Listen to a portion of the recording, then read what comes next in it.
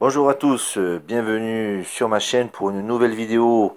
Alors aujourd'hui je vais vous présenter un livre de Jean-François Guéraud, Théorie des hybrides, terrorisme et crime organisé, avec une préface de Jacques de Saint-Victor, édité chez CNRS Éditions. Donc tout d'abord Monsieur Jean-François Guéraud, qui c'est? Alors en fait il est docteur en droit, diplômé de l'Institut d'études politiques de Paris et de l'Institut de criminologie de Paris. Il est essayiste et haut fonctionnaire de la police nationale. Il est l'auteur de nombreux ouvrages de géopolitique et de criminologie. Donc, comme toujours, je vais commencer en deux phases. La phase technique, le bouquin est facile à lire, il n'y a pas de mots compliqués, c'est facile à lire, c'est accessible à tout le monde. Et il y a 250 pages. Le format est assez classique, puis on l'a bien en main. Deuxième phase, ce qui nous intéresse, c'est le fond, de quoi ça parle. Mais en fait, c'est un livre qui parle en fait de la porosité entre le terrorisme et le crime organisé. Et l'hybride, c'est le terme que Monsieur Guéraud emploie. Et en fait, j'ai eu l'occasion de discuter avec lui. Il m'a préfacé son livre. Une personne très sympathique, très sérieuse, vraiment agréable. Et moi, je lui ai posé la question. Je lui ai dit, c'est quoi la différence entre le mutant et l'hybride? Et bien, en fait, le mutant, c'est une personne, comme par exemple Breivik, Mohamed Merah, ces gens-là. Et un hybride, en fait, c'est quand il y a une société, en fait. Plusieurs personnes, un gros groupe de gens qui, en fait, mutent, mais à une échelle importante. Donc au début du livre, il nous raconte que il y a deux distinctions à faire, donc le terrorisme et le crime organisé. Donc il passe un chapitre entier pour nous expliquer en fait, pour nous définir correctement les catégories. Et donc le crime organisé, bon, on sait ce que c'est, hein, c'est une entreprise criminelle dans un but de faire de l'argent. Et le terrorisme, c'est dans un but idéologique. Et que, en fait, il explique que les deux il y a de la porosité parce qu'en fait, ils vont dans les mêmes prisons et puis les uns, des fois, ont eu recours aux autres pour pouvoir en fait, se cacher. On l'a vu avec le procès de Jawad Ben Daoud qui avait caché les terroristes du 13 novembre. Et donc ça c'est un très bon exemple, c'est pour ça que le livre est tout à fait d'époque. Et donc une fois qu'on a bien compris les deux différences, et après qu'est-ce qui fait qu'ils peuvent se retrouver parce qu'ils ont besoin en fait de réseaux, de contacts pour avoir des faux papiers, pour avoir des armes, pour avoir des cachettes, pour avoir toute cette logistique, on comprend mieux l'hybridation. Dans le bouquin, il nous explique ce qu'est pour lui en fait les gangs. Donc il y a une théorie sur les gangs. Et lui, en fait, il parle de ce qu'il appelle les méga gangs. C'est surtout en Amérique du Sud, au Brésil, ou ces choses-là, où en fait il y a des gangs qui sont très nombreux et qui ont atteint des fois un statut qui peut les mettre en concurrence avec l'État et ils se permettent d'aller défier l'État. Et le défi en faisant des crimes, il parle notamment d'une centaine de policiers qui ont été tués au Brésil à une époque. Vous imaginez 100 policiers tués par des gangs. Et donc eux, en Amérique du Sud, où la violence est plus importante que nulle part ailleurs, pour eux, ils ne parlent pas de gangs de terroristes, ils parlent de gangs qui sont dans la ville. Il nous parle que les méga gangs ont besoin d'argent. Et puis bon, finalement, l'argent finalement prend le dessus sur l'idéologie, hein, c'est un petit peu logique. Il nous explique que dans certaines parties, il y a des groupes terroristes qui en fait rackettent les trafiquants de drogue. Et en fait, le terrorisme n'est plus en fait la cause de violence, mais en fait c'est un moyen pour pouvoir continuer à trouver du financement. Ce Guérou nous parle aussi des ravages, les victimes de ces... alors ce que lui il appelle les narco-guerres. Donc vous comprenez, hein, c'est les guerres pour la drogue, où en fait il explique que ben, en fait il y a tellement de morts qu'on pourrait même déclarer que c'est des théâtres de guerre, c'est des zones de guerre, c'est pas simplement des règlements de compte comme on pourrait lire dans la presse. Il nous explique aussi qu'il y a des militaires qui en fait ont été retournés par ces narco-gangs et qui travaillent maintenant pour les gangs. Donc ce sont des gens en fait qui sont habitués, et, ils ont même des armes dignes d'un État, hein. Et il montre aussi, il nous parle en fait de gens violents qui étaient dans des conflits militaires, sûrement des conflits d'État, et qui en fait se sont retrouvés ben, sans guerre à mener, et un militaire sans guerre, ben, ça va pas quoi. Donc il leur fallait trouver une cause et ils les ont embauchés. Il nous parle aussi des États qui en fait sont montés sur un modèle criminel. Il nous parle notamment du Kosovo, qui en fait au pouvoir ce sont les mafieux en fait. Et puis après il nous parle aussi des États en fait où lui il dit il faudrait changer le nom de ces démocraties en fait.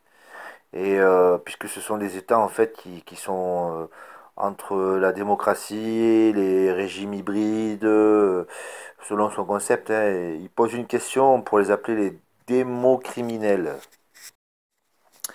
Bon, comme exemple d'hybride, il prend alors les Corses avec le FLNC, il prend la Somalie avec les pirates, il prend la secte Aoum au Japon, il prend les cartels mexicains, et puis il prend aussi des sectes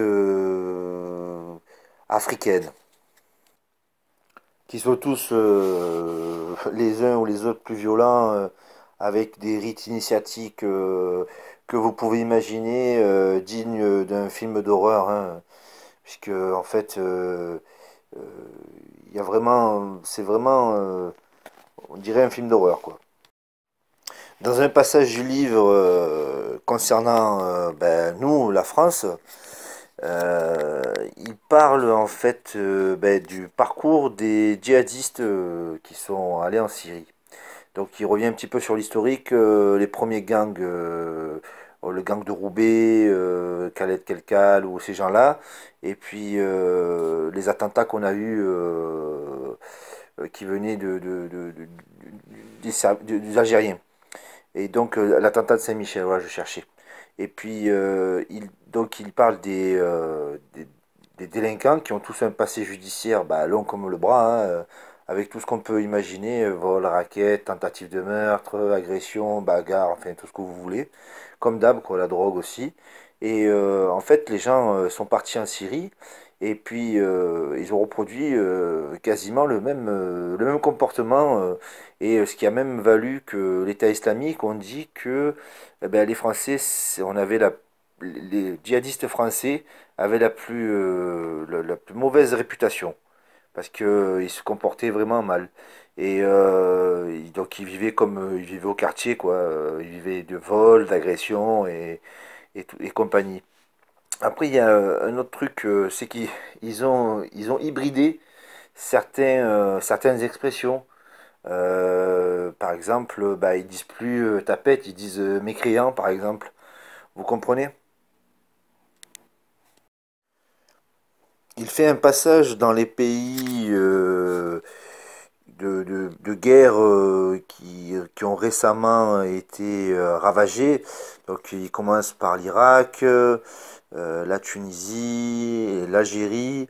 Et en fait, il dit une chose, c'est que ben, les États étant fragilisés, ben, les trafics ont proliféré et donc les trafics engendrent eh ben, aussi le terrorisme. Mais ça, je le dis depuis longtemps, quand l'État est faible, le terrorisme et la mafia prolifèrent. c'est évident. Après, il nous parle de Molenbeek et de Trappes. Donc, il compare les deux villes. Alors, il emploie le terme Molenbeekistan et Trappistan. Donc, il se réfère à la déclaration qu'avait fait un politicien où il disait qu'il y avait une centaine de villes en France qui étaient de cette envergure. Et il reprend les travaux de Gilles Kepel pour les expliquer. Alors bon, moi, Gilles Kepel, je l'ai pas lu. Bon, mais il passe trop à la télé. Moi, les gens qui passent trop à la télé, moi, il me gonfle. Il y a un passage où il nous parle des prisons. Alors, les prisons où il y a des attaques de détenus envers les gardiens pénitentiaires. Et il nous dit qu'en fait, les prisons, c'est vraiment le rendez-vous de tous ces gens-là, quoi. Puis il nous parle aussi des émeutes qu'il y a eu en 2005 en France, et puis après 2009, où il nous dit que en fait les émeutiers à 80% avaient un casier judiciaire, c'est ce que révèle la police, et que en fait dans les banlieues où il y a les caïds qui étaient vraiment bien implantés, il n'y a pas eu trop de dégâts, il n'y a pas eu trop d'émeutes. Ensuite, il nous parle d'un cas du Brésil pendant qu'il y avait les militaires en place. Ils avaient emprisonné les opposants politiques qui étaient communistes, rouges. Ils les avaient mis dans les prisons et puis ils pensaient que les gangs allaient les faire taire, quoi, hein. Et puis c'est l'effet inverse qui s'est passé. Les hommes politiques ont éduqué les gangs et puis ils ont réussi à avoir des adeptes. Les militaires ont décidé de changer les gens de prison. Et résultat, ça a fait que multiplier le nombre d'adeptes. Et ça a transmis aux autres gangs l'éducation. Alors après, il y a un autre passage aussi où il nous parle du Hezbollah. Donc le Hezbollah, c'est un groupe militaire libanais chiite qui lutte contre l'État d'Israël. Et il y a un bon passage où en fait la diaspora libanaise en fait finance avec des activités illégales. Et aux États-Unis, il y a même eu un dossier RICO. Alors RICO, c'est une commission qui utilise les voies judiciaires contre le crime organisé, la mafia. On a souvent entendu parler dans les affaires de mafia. Et donc le Hezbollah joue sur plusieurs tableaux, euh, tantôt légal, tantôt illégal. C'est un vrai cas hybride. Donc en conclusion, qu'est-ce qu'on peut faire? Alors en fait, il dit que en fait l'argent c'est le moyen de pouvoir les suivre et de pouvoir les faire tomber des fois si on peut pas faire autrement. Et il prend l'exemple d'Al Capone qui est tombé dans les années 30 juste pour un contrôle fiscal en fait et pas pour ses activités criminelles. Bon, j'espère que le livre vous a plu. Moi j'ai trouvé très intéressant, hein. C'est vraiment un bon rapport avec plein d'exemples de l'auteur. Alors lui, ce qu'il voit, c'est le monde qui va changer, qui va vraiment évoluer. Et donc lui, il parle de en fait de balkanisation du monde et donc du coup il va y avoir un affaiblissement des États puisque les États seront plus petits. Il y aura plus d'États hein, puisque le nombre d'États ne cesse d'augmenter. Puis donc il y aura des seigneurs de guerre qui prendront des États. Moi je m'y attends un peu.